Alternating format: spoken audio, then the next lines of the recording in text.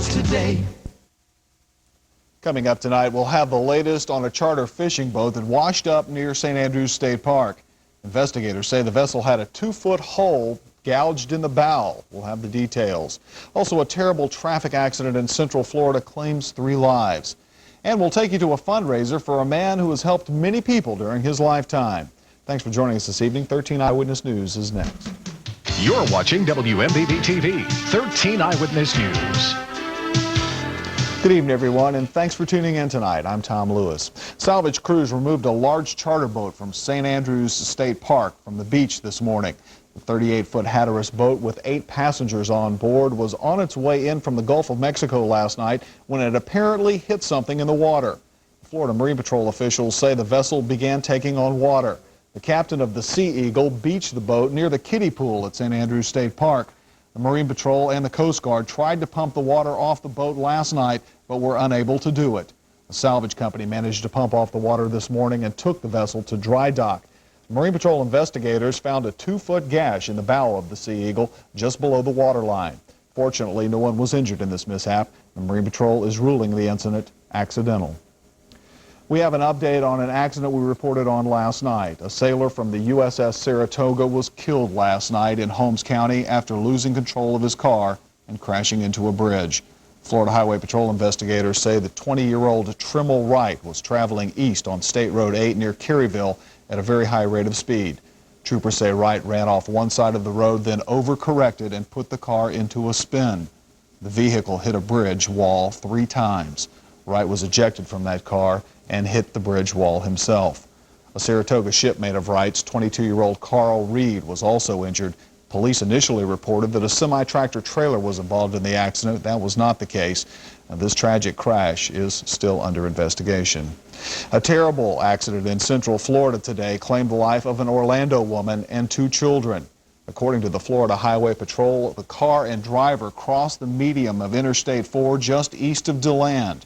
A New York driver hit another car head-on, killing all 3 of the people inside. Investigators are still sorting out the details, but they say that the New York man is facing possible vehicular homicide charges. One of the biggest news stories of last year was Hurricane Andrew, and it continues to remain a news story even today. 6 months after the killer storm ripped across South Florida, officials are still housing victims in tent cities. So what kind of hurricane season are we looking at in 1993? As Dan Fabrizio reports, at least one expert says this year could be worse than last year. He predicted 4 hurricanes last year, and there were 4. He also predicted 1 major hurricane. We called it Andrew. Dr. William Gray, an atmospheric scientist from Colorado State University, believes the more it rains in West Africa, the more hurricanes we see in the Atlantic. He predicts the 93 hurricane season will be busier than last year's. His forecast, 6 hurricanes, 3 of them strong ones. It's not necessarily bad news. I mean, there could be a whole lot of storms, and they stay out at sea and don't do any damage. And there's no way of telling where a hurricane will hit, but they did answer a question at this hurricane conference in Hollywood a lot of us have asked ourselves. What if Andrew had hit Miami instead of South Dade? The hurricane caused $25 billion in damage. Had it hit Miami, the projection by the National Hurricane Center, $62 billion in damage. Andrew left 350,000 people homeless. Had it hit just 20 miles to the north, 1.6 million homeless. In meteorological terms, the difference between that storm striking 20 miles farther north as compared to where it struck is like a gnat's eyelash. Helen and Albert Rosenthal lost their home in Naranja Lakes, a tough lesson they vow never to forget. This time I'm renting, and if a hurricane comes, I'm picking myself up and I am going. Some one of those crazy guys would have said, hey, it's my house, I would have stayed. Some of my friends did stay. They got through it, but the house was gone. The hurricane forecasters are especially worried about the people who live in the high-rise condos. A lot of them ignored the evacuation order when Hurricane Andrew was on the way and rode out the storm at home. Well, the next time the forecasters say, most people may not be so lucky. In Hollywood, Dan Fabrizio, Channel 10, Eyewitness News. Some pretty good advice. Well, still ahead, a couple of fundraising events in town today. One for a rare human being whose friends are now showing their gratitude. Cold front should pass through around sunrise, bringing a little bit cooler temperatures. Details later on 13 Eyewitness News.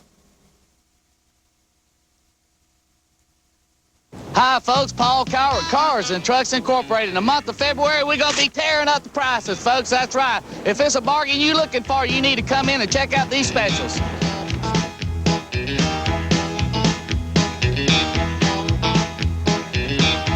That's exactly right. During the month of February, we're going to be tearing up the prices. And don't forget, we got them little bitty baby payments. Brenton, why don't you folks buy cars and trucks from your daddy?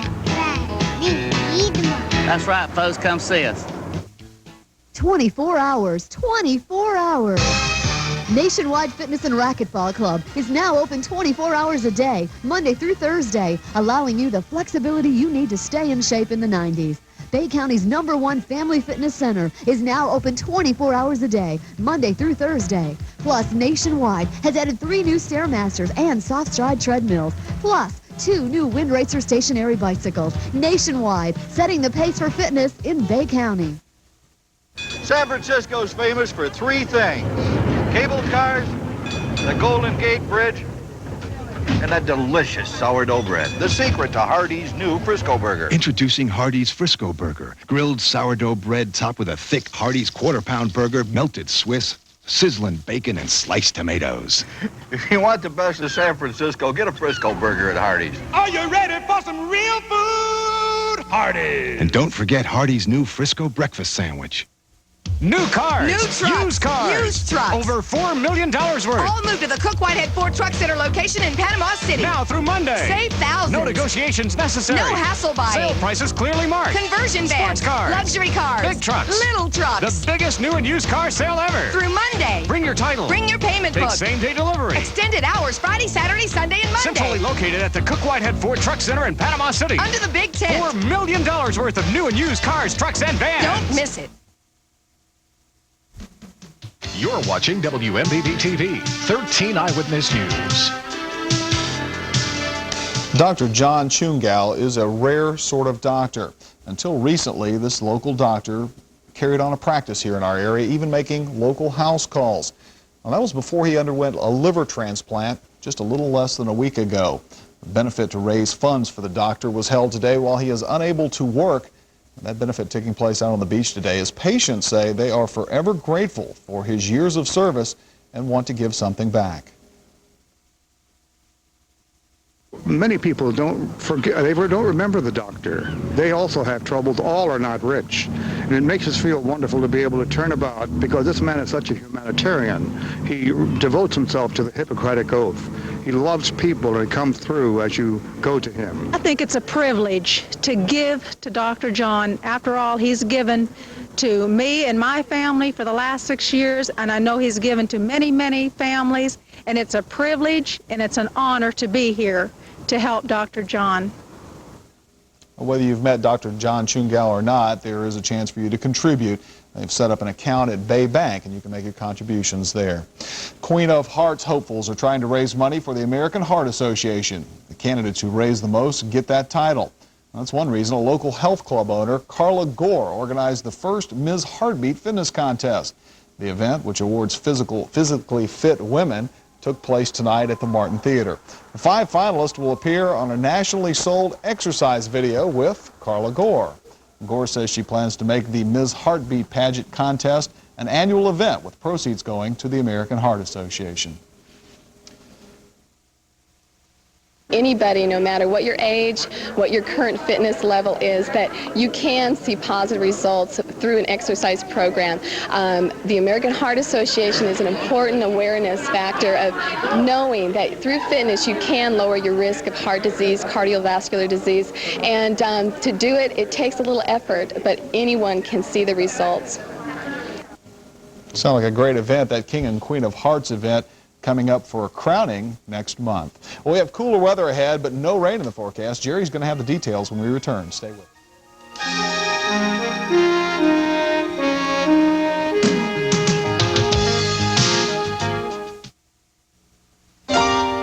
Florida's economy is back. Haven't you waited long enough for the feel, the ride, the smell of a brand new car? All over America, new equality Buick LeSabre is the hottest selling full-size car in America. It's the toast of the industry. Chrysler, Ford, or Toyota would love to have LeSabre with their nameplate on it. Right now, get a loaded LeSabre for $1,500 less than Grand Marquis. What's it gonna be? A Ford or a Buick? Years ago, I used to drive the Buick Wildcat and loved it. But this new LeSabre, it's in a class all its own.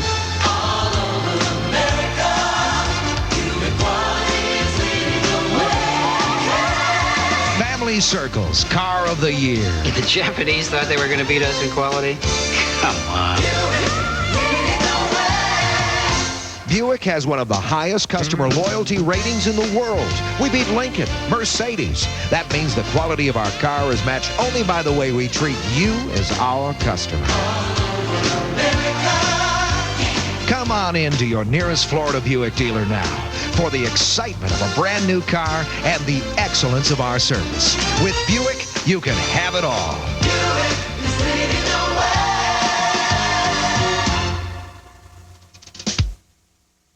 The Ocean Opry proudly presents Ray Price and the award-winning Cherokee Cowboys. Lay your head for the good time.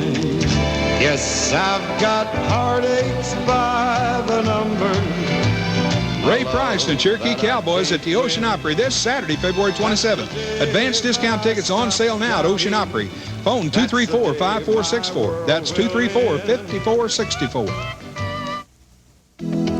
From the beautiful Regency series. From the beautiful Regency series. 6 completely new, completely different homes to build on your property. And you can choose the level of completion you want. Your own interior finishing will save you money. 10% APR fixed rate financing. Stop by a Jim Walter Model Home Center or call our toll-free 800 number. Jerry Tabbitt is here for a look at our weather forecast, and we were supposed to get a few showers, but we got lucky. It got bypassed. Huh? Yeah, we had just a few sprinkles this morning. They had some pretty heavy stuff up in northern Alabama, some severe weather up there, and it moved into Georgia, but we were lucky. But we got some wind out there. Let's check our current conditions and see what we have. It's nice out there this evening. 66, feels like 72. Relative humidity is sky high, as you might expect, ahead of that frontal system. It's at 93%. The dew point's at 64. The barometer is still falling at 2986 ahead of that front. There's those winds. South at 13 at the airport. Tyndall is south at 9, and they're going to blow all night long. Offshore, some pretty good winds ahead of the front now. Southwest at 17 with gusts as high as 22. 5 to 6 feet on the seas, and the water temperature is at 60 degrees. The jet stream, we still have a lot of warm, moist air being pushed all the way up in the eastern part of the country, and that's going to continue even though we'll have a frontal system move our way. If we check out the satellite picture, all you need to do is just put the cold front right along this little band of clouds, and that's where it's going to be in the position to make its run on us later on tonight. Again, all that bad weather moved up to the north quite rapidly, pushed up there by the strong southerly breezes we had today, so we escaped it with just a trace of rain. Here's the thunderstorm activity now, still fairly intense, and on this close-up you can see again this thin line of clouds in here. That's the cold front, and it's making its way towards us at about 20 miles an hour. On the side view, not a whole lot except up in northern Georgia and a little bit still in northern Alabama, as that front is still causing some problems, and you can match it up with the radar and check this out now. Bright red tops in here, about 45,000 feet on the tops of those clouds. A little patch still down here in Mississippi and Louisiana. Now, as this front comes in the area, we may still get about a 20% chance of showers at it. Here's the current position on it. By tomorrow morning, it'll be sitting right on top of us, and it should move through about 8 o'clock. And a cool push of air starting to come down, but it's going to be slow in getting here because we have another low pressure system forming out to the west, and you can see it. Tuesday, though, the front should head down to the south of us, bring us a little bit cooler and a little bit drier air.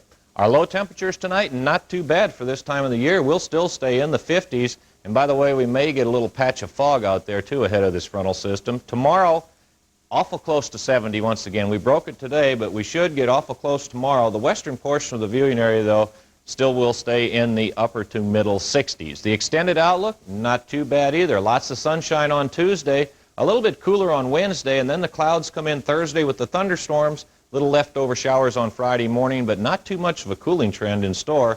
Coldest night will be around 42, and that'll be Wednesday night. Our tides, double set of tides all the way around now, but there's nothing to them, only about 4 inches. Destin barely moving the water. Port St. Joe and Appalachia, the same thing. Now, the morning tide at Appalachia will be pretty good at just about a foot. Our marine forecast, oh yes, a small craft advisory, west-northwest at 20. This will come down tomorrow afternoon, 5 to 8 feet on the seas, and it'll be rough in the bays. Our forecast then, mostly cloudy, around 58 with strong southwesterly winds. For tomorrow, partly cloudy, upper 60s. The winds will be switching to the northwest behind that front. And tomorrow night, fair and a little bit cooler, low of 46. High today was 72. The record was 7.